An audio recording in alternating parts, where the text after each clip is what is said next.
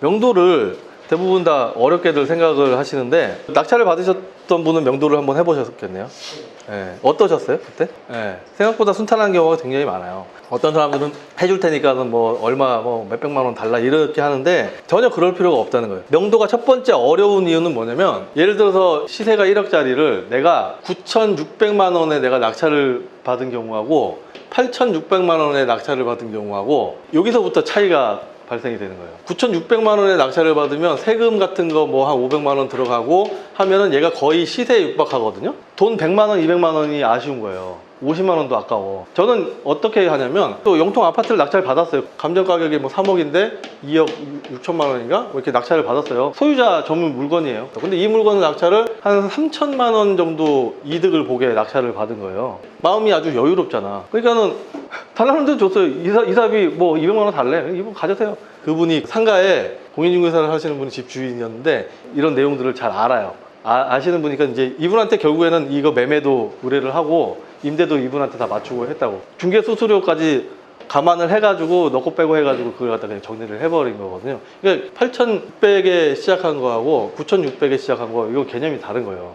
그래서 일단은 싸게 낙찰 받으면 뭐든지 다 쉽게 풀리는 거야. 이게 가장 기본이고, 근데 비싸게 낙찰 받으면 어려워지는 거야. 왜 어려워지냐면 두 가지가 있거든. 욕심하고 두려움이야. 욕심은 내가 조금이라도 더 먹으려고 50만 원 아까우니까 그 욕심인 거고, 두려운 거는 저 누구나 다 마찬가지. 이 나가야 되는 사람도 두려워. 자기가 이제 어떤 사람이 낙찰을 받는지 모르니까. 근데 이 사람도 여기에 들어가 있는 사람이 누군지 모르니까 그게 걱정이 되는 거야. 명도 대상은 두 개로 나눠져. 전 소유자하고 임차인하고. 두 사람밖에 없죠. 다른 사람은 없잖아. 근데 이 두 사람은 명도 확인서라는 게 있단 말이에요. 뭐 점유자 누구, 낙찰자 누구 해서 매달 며칠자로 명도하였음을 확인합니다 해가지고 최고가 매수인 조장현, 인감도장 찍고 이 인감증명서를 뒤에다 첨부를 해서 얘를 가지고 제출을 해야 이 두 사람이 배당을 받을 수 있어요. 그러니까 얘 갖고 하니까 이사비니 뭐니 그런 얘기 나오면은 무슨 소리세요? 이렇게 얘기해버리면 끝나요, 얘는. 그러니까 문제가 되는 사람들 요 두 사람이지. 이걸 확실하게 구분을 하고 가세요. 이 사람들한테 괜히 그 이사비 줘야 되나 말아야 되나 막 이 생각 하지도 말고, 이 사람들한테 이사비를 줘야 되나 말아야 돼, 그거 걱정하는 거야. 근데 이 사람은 또 얘하고는 또 달라. 얘는 진짜 불쌍한 애고, 이 사람은 5억짜리 아파트에 8억 갖다 쓴 사람이잖아요. 얘는 그렇게 불쌍한 사람은 아니야. 얘는 솔직히 나쁜 사람이지. 이 전소유자하고 돈을 전부 못 받는 임차인, 이 두 사람이 저항이 있는데, 제일 무식한 게 잔금 내기 전에 찾아가는 거예요. 그 낙찰을 받고 잔금을 내기 전에 빨리 만나가지고 그 사람을 잔금 내기 전에 내보내면 좋다, 뭐 이런 얘기를 한 경우가 있다고. 근데 이게 잔금을 내는 날이 소유권 이전하는 날이죠. 잔금을 내는 날이 소유권 이전하는 날, 등기하는 날이 아니에요. 요즘에는 낙찰 받고 바로 찾아가지고 잔금 내기 전에 가잖아요. 그러면 뭐라 그러냐면 잔금 내고 오세요요.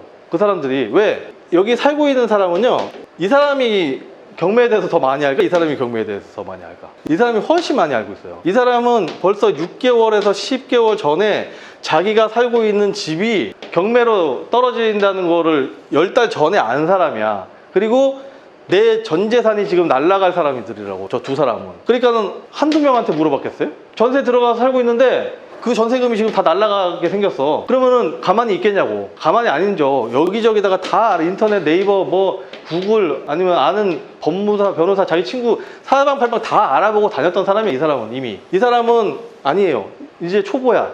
낙찰 한 건 받아서 뭐가 어떻게 되는지 모르는 사람이야. 그러면은 이 두 사람이 딱 붙었다 그러면 누가 이겨? 얘가 이겨, 무조건. 이 기싸움에서 이긴다는 말이에요. 근데 결국에는 이 사람이 이기는 게임이죠. 왜냐면 집주인이 이 사람이니까 이기는 게임이야.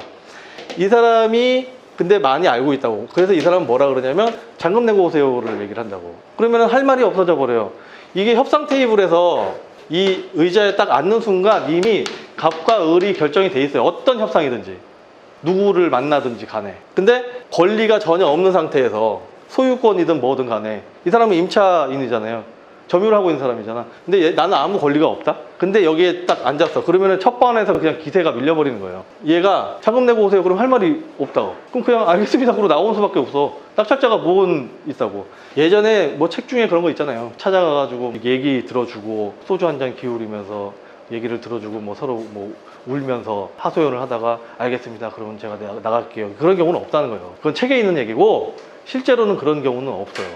요 두 사람은 상관없어요. 요 두 사람은 낙찰받고 찾아가도 상관없어요. 근데 이 두 사람은 낙찰받고 잔금되기 전에 절대로 찾아가지 마시라는 거고, 그 다음에 여기서 이제 염두에 두는 게 뭐냐면 강제 집행하고 협상을 동시에 같이 해야 돼요. 요거 하나만 알고 있으면 명도가 아무런 머릿속에 내 근심거리가 아니에요. 근데 사람들이 왜 이게 근심거리인 줄 아냐면 얘를 안 해봤기 때문에 협상으로 끝내려고 하다 보니까 이게 문제가 생겨버리는 거야.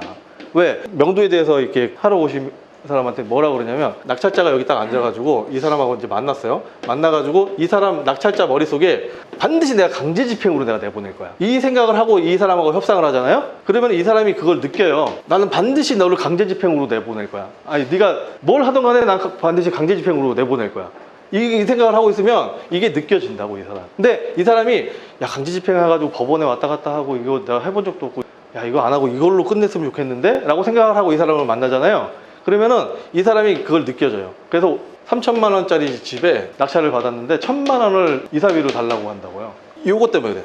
근데 내가 이 생각을 하고 하잖아? 그러면은 얘는 그걸 느껴요. 그래서 이게 그냥 한 50만 원, 30만 원이 그냥 나가는 거예요. 근데 실제로 인도명령, 이 두 사람은 거의 대부분이 인도명령 대상이거든요.